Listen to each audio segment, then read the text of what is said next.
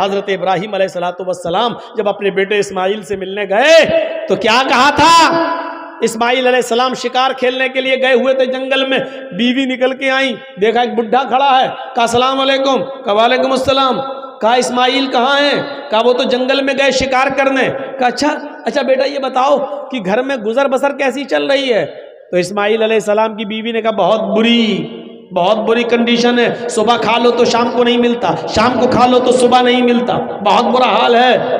حضرت ابراہیم علیہ السلام نے کہا ٹھیک ہے بیٹا کوئی بات نہیں، وہ آ جائیں جب تمہارے پتی گھر میں تو ان سے کہنا کہ ایک بوڑھا آدمی آیا تھا، اس نے تم کو سلام کہا ہے، اور دوسری بات اس نے یہ کہی ہے کہ گھر کی چوکھٹ ٹھیک نہیں ہے، گھر کی چوکھٹ بدل دو۔ چوکھٹ سمجھتے ہیں نا، دروازے پہ جو سامنے لگی ہوتی ہے چوکھٹ، کا گھر کی چوکھٹ بدل دو۔ اسماعیل کی بیوی کہتی بڈھا سٹیا گیا، گھر کی چوکھٹ تو ٹھیک ہے، وہ کہہ رہا ہے کہ ٹھیک نہیں ہے، ارے ہوا بھی آتی ہے گرمی میں، سردی میں دھوپ بھی آتی ہے، گرمی میں ہوا بھی آتی ہے، اور بڈھا کہہ رہا ہے گھر کی چوکھٹ ٹھیک نہیں ہے۔ شام کو اسماعیل علیہ السلام جب گھر پہ آئے تو پوچھا، بیوی نے کہا کوئی بڈھا آیا تھا، کہا اچھا، انہوں نے سلام کہا۔ اسماعیل سمجھ گئے کہ ہاں یہ میرے باپ، اچھا سلام کہا، کہاں؟ اچھا اور کیا کہا؟ اور کیا، وہ بڈھا تھا سٹیا گیا، اس کا دماغ خراب ہو گیا تھا۔ کہا نہیں بتاؤ تو کیا کہا اس نے؟ اس نے کہا گھر کی چوکھٹ ٹھیک نہیں ہے، اپنے پتی سے کہنا، شوہر سے کہنا گھر کی چوکھٹ بدل دو۔ کہا میری بیوی گھر کی چوکھٹ بدلنے کو کہا؟ کہاں؟ کیوں، کیا کچھ پوچھا تھا اس نے؟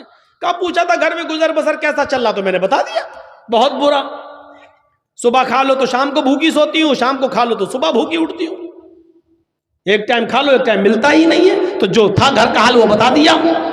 کہا میری بیوی وہ بڈھا میرا باپ تھا، اور تم نے یہ کہہ کر ناشکری کر دی، تمہیں یہ کہنا چاہیے تھا کہ میں جس حال میں ہوں اللہ کا ہر حال میں شکر ادا کرنا چاہیے تھا، اور کہنا چاہیے تھا کہ ہر حال میں اللہ کا شکر ہے، جیسا بھی اس نے رکھا ہے ہر حال میں اللہ کی شکر گزار ہوں، یہ کہنا چاہیے تھا۔ لیکن تم نے یہ جملہ کہہ کر میرے باپ کو بہکا دیا، وہ سمجھ گئے کہ تم ناشکری ہو۔ جو اپنے رب کی شکر گزار نہ ہو وہ اپنے پتی کی شکر گزار کیسے ہو سکتی ہے؟ یا جو اپنے پتی کی شکر گزار نہ ہو وہ اپنے رب کی شکر گزار کیسے بن سکتی ہے؟ آئے میری بیوی چوکھٹ تم ہو، اور انہوں نے جو کہا کہ ان سے کہہ دینا کہ اپنے گھر کی چوکھٹ بدل دو، اس کا مطلب یہ ہے کہ انہوں نے بیوی بدل دینے کی بات کی ہے، یعنی تمہیں طلاق دینے کا حکم دیا ہے، لہٰذا اپنے باپ کا حکم مانتے ہوئے میں تمہیں طلاق دیتا ہوں، میں اپنے باپ کی نافرمانی نہیں کر سکتا۔ اتنی سی بات پر طلاق کی گھر کا حال چال ٹھیک نہیں ہے۔ ہماری ماں بہنیں سوچیں کہ آج وہ اپنے شوہروں کی کتنی نافرمانی کرتی ہیں۔ ایک مہینے کی تنخواہ لے کے شوہر گھر پہ آیا کہ کھا لیا چلے آئے، تو فیئر اینڈ لولی نہیں لائے، پاؤنڈز لانا چاہیے تھا، چلے آئے ایسے ہی کھا لیا، اور شوہر پوری زندگی بیچارہ کما کما کر کھلاتا رہے، ایک دن بیچاری کو ٹائم سے کھانا نہ ملے، یا ایک دن ٹائم سے اس کا میک اپ کا سامان نہ آئے۔ اچھا پڑوسی کی شادی میں ایسے جاؤں گی، ہم ہی چڑیل لگیں گے، تم نے کیا کیا بتائیے؟ ہماری سہیلی کی شادی ہے اور ہم ایسے جائیں گے؟ جب سے آئی ہوں تمہارے گھر میں پریشان ہوں۔ اس شوہر کے دل پہ کیا بیتتی ہے، جبکہ شادی میں تمہیں نئے کپڑے پہن کر جانے کی ضرورت تھی ہی نہیں، کیونکہ نئے کپڑے پہننے کا حق شوہر کے سامنے ہے۔ یہ عورتوں کی پتہ نہیں کون سی عادت ہے، نئے کپڑے اور اچھے کپڑے گھر میں رکھے رہیں گے، گھر میں وہ بھنگن بن کر رہیں گی۔ کبھی جاؤ گھر میں، صبح سے شام تک نوکری کرو اور آفس سے گھر واپس جاؤ تو دیکھو کچن میں گھسی ہوئی ہے، سلوار گھسی ہوئی ہے، برتن مانج رہی ہے، قریب جاؤ تو پسینے کی بدبو آ رہی ہے، جبکہ اس عورت کو معلوم ہے کہ میرا شوہر آفس سے آنے والا ہے، اس کو پہلے سے بند سور کر تیار رہنا چاہیے، اچھے کپڑے پہن کر تیار رہنا چاہیے۔ گھر میں رہے گی بھنگن بن کر، اور شادی میں جائے گی ہیما مالنی کی اماں بن کر۔ عجیب دستور ہے، شوہر لا رہا ہے، کما رہا شوہر، اور دیکھ رہے پڑوسی۔ دیکھ رہے گاؤں والے، دیکھ رہے محلے والے. یہ عجیب سسٹم ہے، عجیب سسٹم. ہماری ماں بہنوں کو اس سسٹم کو بدلنا پڑے گا، اس سسٹم کو بدلنا پڑے گا، سیکھنا پڑے گا حضرت ام سلیم سے. حضرت ابو طلحہ کا بیٹا، اے بیٹا کیا ہو گیا؟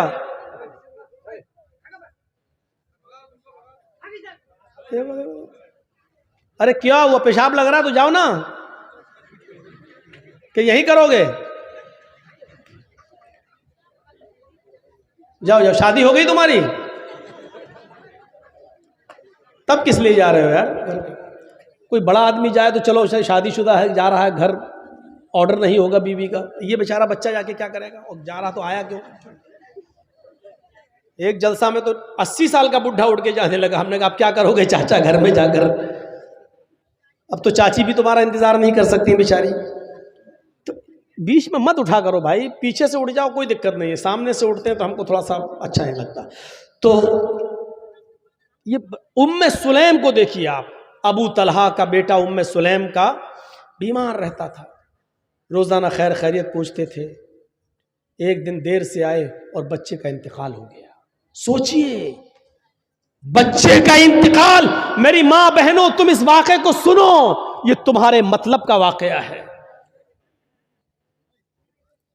شوہر ذرا دیر سے گھر سے کام سے آئے، تھکے ہوئے تھے، سیدھے روم میں چلے گئے.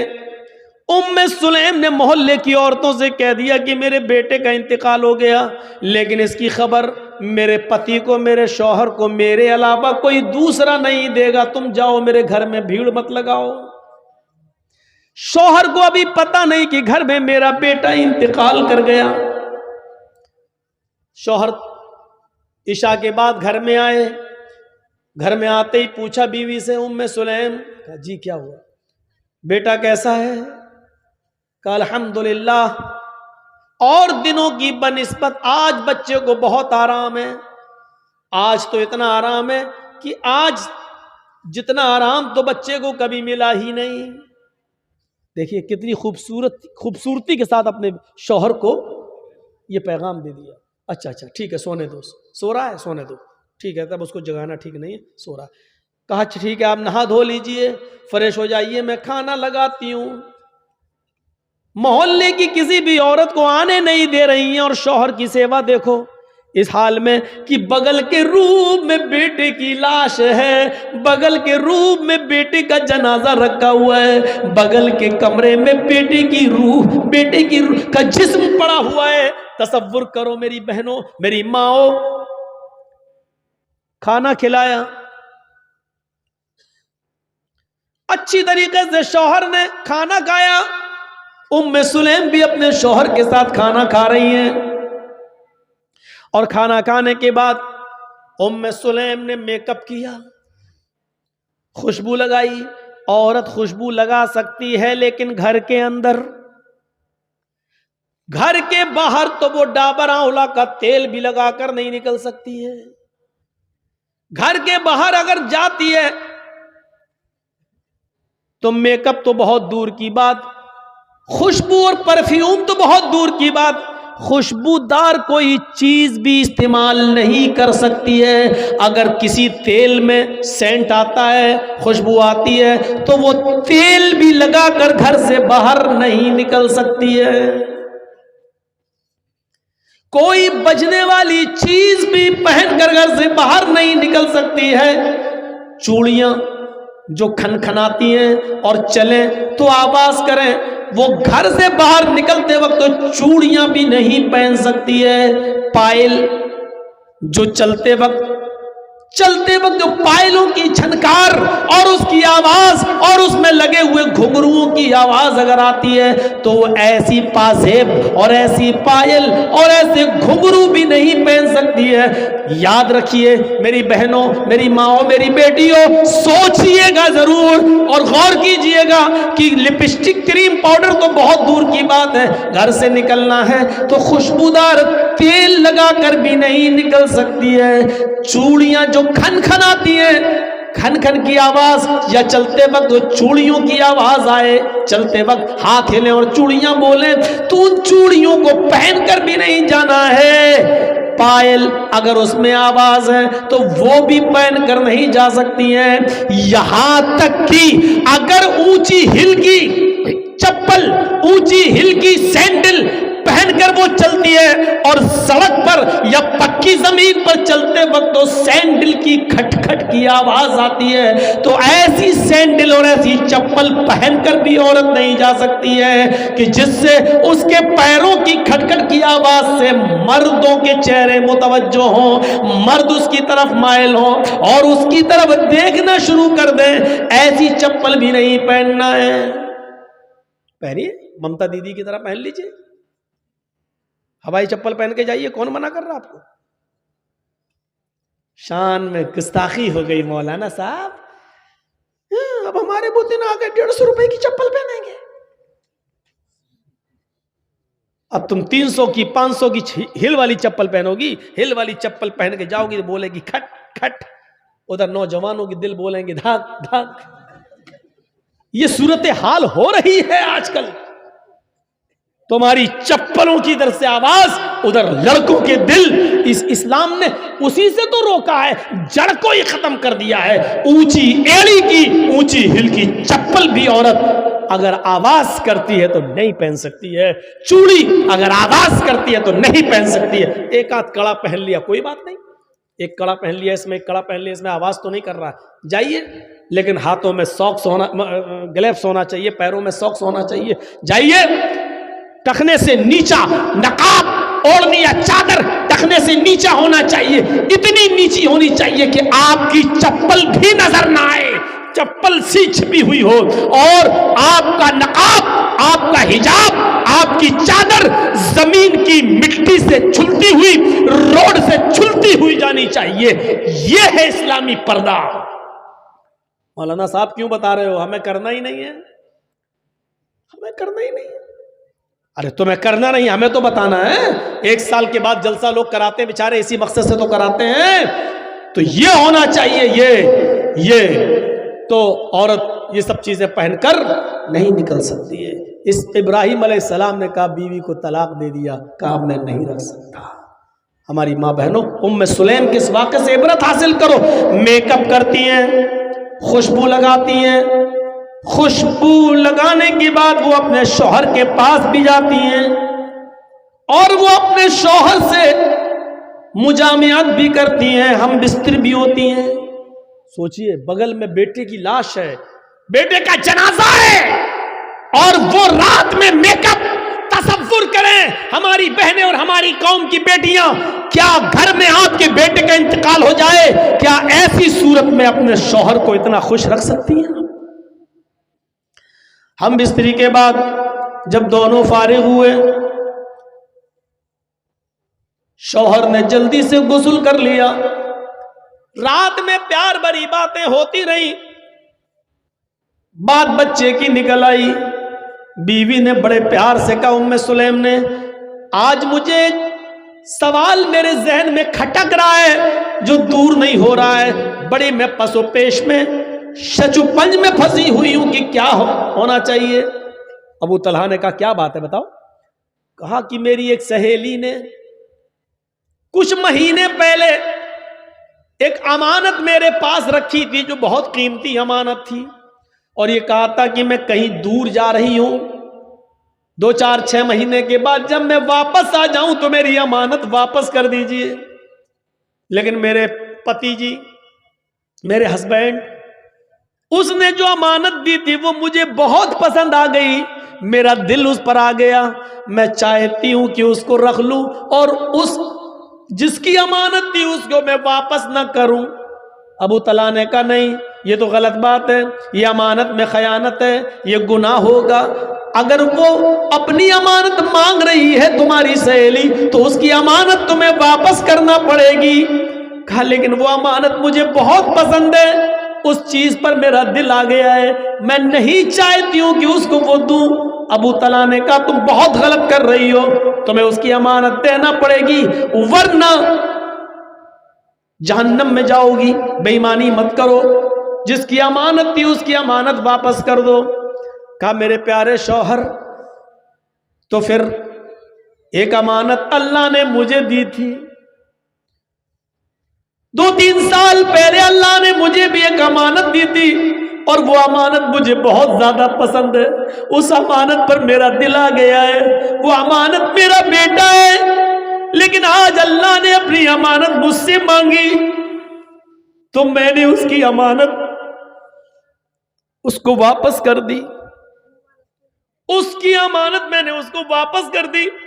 اگر میں اپنے پاس رکھتی اور اس پر بے ایمانی کرتی تو امانت میں خیانت ہوتی۔ میرے پیارے شوہر، بچہ آرام سے سو رہا ہے، اس کا مطلب یہ ہے کہ بچہ میرا اس دنیا میں نہیں رہا، اللہ کی امانت تھی، اللہ نے اس بچے کو لے لیا ہے۔ ابو طلحہ کے پیروں کے نیچے سے زمین سرک گئی، بولے تو کچھ نہیں، لیکن کہا کہ اس حال میں بھی تم مجھے کھانا کھلا رہی ہو، تم مجھ سے ہم بستری کر رہی ہو، پیار و محبت تم نے مجھ سے کیا ہے، تم نے بچے کے بارے میں مجھے بتایا نہیں۔ وہ تو ٹھیک ہے، اللہ کی امانت تھی، اللہ نے لے لیا، لیکن اس کا یہ مطلب تو نہیں تھا کہ تم محلے کی عورتوں کو بھی روکے رکھو۔ کوئی بات نہیں ہے، صبح سورج نکلنے کے بعد اس بچے کو دفن کر دیا جائے گا۔ حضرت ابو طلحہ جیسی اذان کی آواز ہوتی ہے مسجد میں جاتے ہیں، اللہ کے نبی صلی اللہ علیہ وسلم نماز پڑھاتے ہیں، اور نماز پڑھانے کے بعد جب ابو طلحہ اللہ کے نبی کے پاس بیٹھتے ہیں اور پوری کی پوری رات کی داستان سنا دیتے ہیں۔ اللہ کے نبی ایسا ہوا، میری بیوی نے رات میں بھی نہیں بتایا ہے، میری بیوی نے مجھے کھانا بھی کھلایا ہے، اس کے بعد ہم بستری بھی کیے، شاریرک سمبند بھی بنایا ہے، اے اللہ کے نبی اس کے بعد کا اللہ کی امانت دی اللہ نے لے لیا۔ اللہ کے نبی فرماتے ابو طلحہ بس اے ابو طلحہ، اللہ تمہاری بیوی کو جزائے خیر دے، اللہ اس کو اچھا بدلہ دے، اور تم دونوں نے آج رات میں جو مجامعت کی، جو ہم بستری کی ہے، اللہ اس میں برکت عطا فرمائے، اللہ اس میں برکت عطا فرمائے، اللہ اس میں برکت دے۔ اسی دن کی مجامعت اور ہم بستری سے حضرت ام سلیم کو حمل ٹھہرا ہے، اسی ام سلیم کو حمل ٹھہرا ہے، اور اسی ابو طلحہ کو ام سلیم سے اسی دن حمل ٹھہرا ہے، اور پھر 9 مہینے کے بعد بچہ پیدا ہوتا ہے۔ اس بچے کا نام انس رکھا جاتا ہے، اس بچے کا نام انس رکھا جاتا ہے۔ اللہ کے نبی جب یہ بچہ پیدا ہوا تو سب سے پہلے اللہ کے نبی نے کھجور اپنے منہ میں چبایا، اور چبایا ہوا کھجور نکالا اور اپنی انگلی سے نکال کر حضرت انس کے منہ میں ڈالا اور دعا کی، اے اللہ حضرت انس کے مال میں اور اس کی اولاد میں برکت عطا فرما، اس کی اولاد میں برکت عطا فرما، ان کے مال میں اور ان کی اولاد میں برکت عطا فرما۔ یہ انس ہی تھے جنہوں نے 10 سال جناب محمد رسول اللہ کی خدمت کی ہے، یہ انس ہی تھے آگے چل کر یہ بڑے امیر بنے، اللہ نے ان کی دولت میں بھی اضافہ کیا اور ان کے بچوں کی تعداد میں بھی اضافہ ہوا ہے۔ مدینے میں اکثر بچوں کی تعداد انہی کی نظر آتی تھی، سب سے زیادہ بچے انہی کے نظر آتے تھے۔ یہ دعا کا اثر تھا جناب محمد رسول اللہ صلی اللہ علیہ وسلم کی دعا کا۔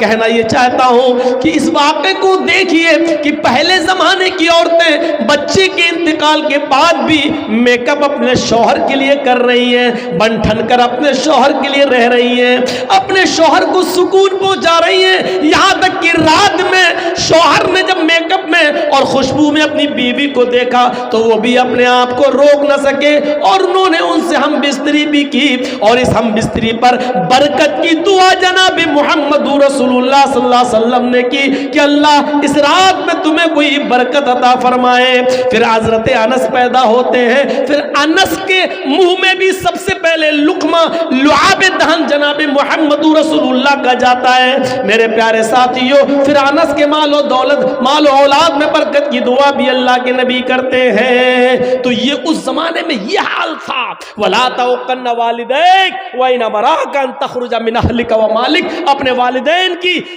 نافرمانی مت کرنا، اگرچہ وہ دونوں تمہیں حکم دیں کہ ان کے گھر سے نکل جاؤ، اپنے بیوی بچوں کو چھوڑ دو، مال و دولت کو چھوڑ دو، تب بھی ان کی نافرمانی مت کرنا۔ وَلَا تَتْرُكَنَّ صَلَاةً مَكْتُوبَةً مُتَعَمِّدًا، فرض نماز کبھی بھی قصدن جان بوجھ کر مت چھوڑنا۔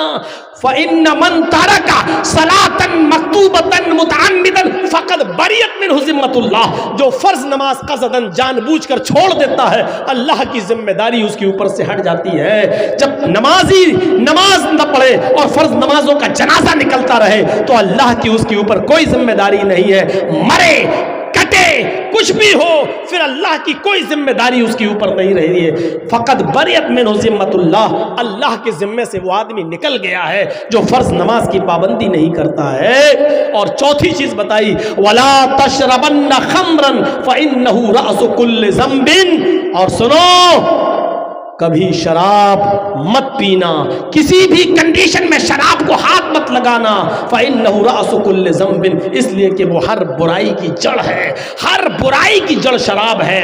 شراب پینے کے بعد زنا کرنے کا دل کرتا ہے، شراب پینے کے بعد چوری کرنے کا دل کرتا ہے، شراب پینے کے بعد ماں باپ کے سامنے، ماں اور باپ کے سامنے گالی دینے کا دل کرتا ہے۔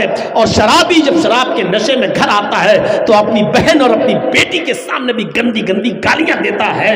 اس کو نہیں معلوم وہ جس نشے میں ہے وہ کس کے سامنے گالیاں دے رہا ہے۔